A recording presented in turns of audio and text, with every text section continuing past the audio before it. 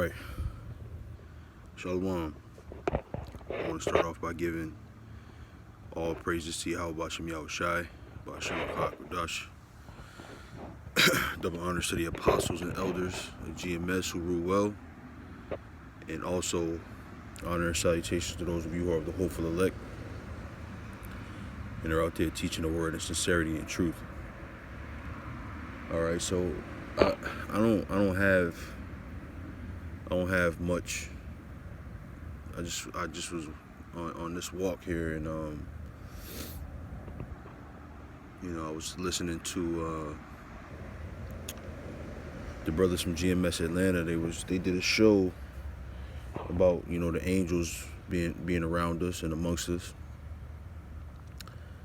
and sometimes when you watch these shows, or even when you're reading the scriptures, something comes to you, and it don't even have anything to do with the show or the scriptures you're reading, and it sometimes even you might listen to like an hour video, and you might really only listen to like 20-25 minutes of it. It's in your ear, you can hear it, but you only kind of tune in to like 20 to 25 minutes of it because you're in and out, because the spirit is taking you to different thoughts.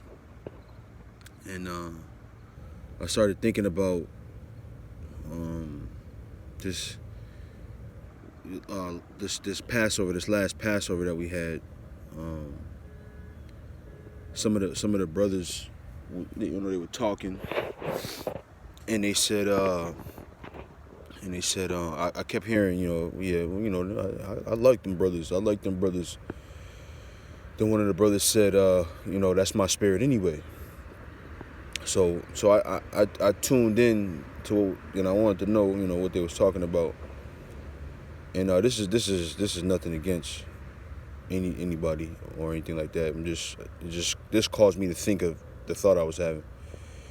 And they were talking about a camp that, is a little rowdier than others. And it so happened that one of the men in that camp had got kicked out because he's started doing weird stuff, saying weird things. And so that story is funny. It's like now that I'm thinking, like, damn, how did I start thinking of this? That story made me think, just because your spirit is a certain way, when brothers say things like, that's just my spirit, that's just how I am, or something like that, something along those lines, where they say, like, that's just the way I am. That to me is an excuse. It's an excuse to do something that you're too lazy to change, to do something that you now you have an excuse, or you're justified in some simple shit that you've been doing over the years, and there's no example of that in the scriptures, man. The self justification to your lack of improvement, right? The scriptures say, when I was a child, I spake as a child, I thought as a child, right? But when I became a man, I put away childish things. And there's so many scriptures that speak to change, right? There's so many scriptures that speak to, I don't know how to put this into words, but there's so many scriptures that speak to, doing away with yourself. And what I mean by that is putting yourself on the back burner for, the brotherhood, putting yourself on the back burner for the truth, the furtherance of the truth. And that's what this whole thing is about, man. There's no greater example than the Lord Yahweh Shai. There's no greater example than him. He felt a way, right? He wanted to not go through the things that he was going to go through, but he put away himself. He put off his own wants, his own desires, his own fleshly wants, right? for the furtherance of his father's plan, man. And that's the plight. Yes, we're supposed to rebuke brothers. Yes, we're supposed to, you know, challenge each other and things like that. But the greatest challenge of them all is you finding out what your flaws are, finding out what your weaknesses are, and praying to the Lord Yahweh Hashem Yahushai that you fix them, man. That you rid yourself of them things, so that you can be prepared as an organ of the body that functions at its best, man. That's the whole crux of this thing. You know, it's of course we're gonna talk about Esau and his destruction, because that the Lord is gonna deliver us from that. But you have to ask yourself, why does Esau have to be destroyed in the first place? Why does he have to be taken out in the first place? And if you follow the storyline, it's because we fucked up, man. It's because we fucked up. So we have to be on ourselves to get better, man. When you read in Matthew's the 7th chapter, when it talks about, pulling the mote out of your eye, or the beam in your eye, right? That's speaking, because brothers get wrapped up in that too, man. Rebuking somebody else, but never take self-reflection time. This is one of the things I use this walk for. I think I'm 3 weeks in. I use it as self-reflection time. And this right now we're in the Day of Atonement. It's self-reflection time. What did you do since the last atonement? Now here you are having to atone again because of what you did, not because of what somebody else did, not because of something that someone else did to you. For what you did, you have to atone for your own sins, man, for your own shortcomings. Well, one thing I was saying, this what made me want to do the show. As I was walking, I said, Jake is a bunch of sociopaths, man. They more worried about what somebody else is doing to them instead of what they doing to themselves, man. There's a dude at my job like that, man. I think he's an Edomite, of course, but he's always getting in some shit, and you be like, damn, why the fuck that motherfucker do that shit? Excuse my language, but he's a sociopath, man. And you got a lot of Jake like that, where they didn't have I don't want to say fun lives, but they didn't have they weren't popular maybe, or they weren't cool or hip, and then they come into the truth and they finally got something that's cool, or that's hip, that's going, and they lose their mind, man. and they lose their mind. They can't handle it, And that's not the way to be in this truth, man. You gotta get rid of the things of yourself. You gotta get rid of them, man, as best you can. And I'm here saying this. I'm saying it to myself. It's hard, man.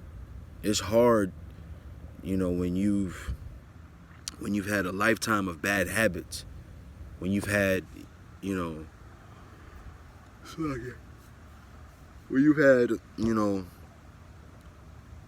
the way you've done things. This is how I do it, and you've created these habits over your lifetime. It's hard to rid yourself of them, man. And, it's hard to rid yourself of waking up at 2 o'clock in the morning to get a bowl of cereal, man. That shit you shouldn't do shit like that. I do it. I'll wake up, God forbid, man, I be trying to stay asleep, but if I wake up and get up and go to use the bathroom, I gotta have a cookie or a goddamn bowl of cereal, or, wake up all, fucked up and lethargic, feeling like you're dying, all because of your bad habits, man. You gotta rid yourself of them things, man. Just because you are away doesn't mean you should stay that way. And that's the tall tale sign that you ain't trying to improve when you say things like that. That's just my spirit. That's just no. Just because you're that way don't mean you stay that way. So many scriptures in the Bible that talk about growth, self-improvement, change. What did the scripture say? You be raised incorruptible, right? For what? For I think where it says, I think it says, if I'm not mistaken, for the spirit cannot inherit corruption or something like that. For the heaven cannot. I gotta look that up. Something like that. It's in 1 Corinthians, the 15th chapter. So you gotta be that seed that gets planted into the ground, and while you're in the ground, no one sees your seed split open and sprout and take root into the earth. People only see the bud that comes up out of the ground, right? But in order for that bud to come up out of the ground, there's things that you got to do that people don't see, man. The way you look, the way you behave, right? Your outer appearance is just a byproduct of what you're doing behind the scenes, behind closed doors, when nobody's awake, when nobody can see you, when you're alone praying to the Heavenly Father in your closet, so to speak.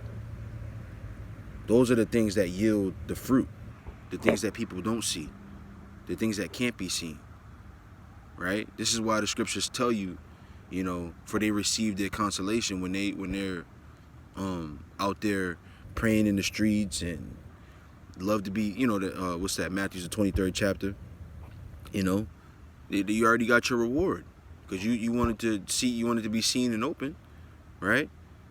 But I want to do the things that nobody sees, man. I want to pray with my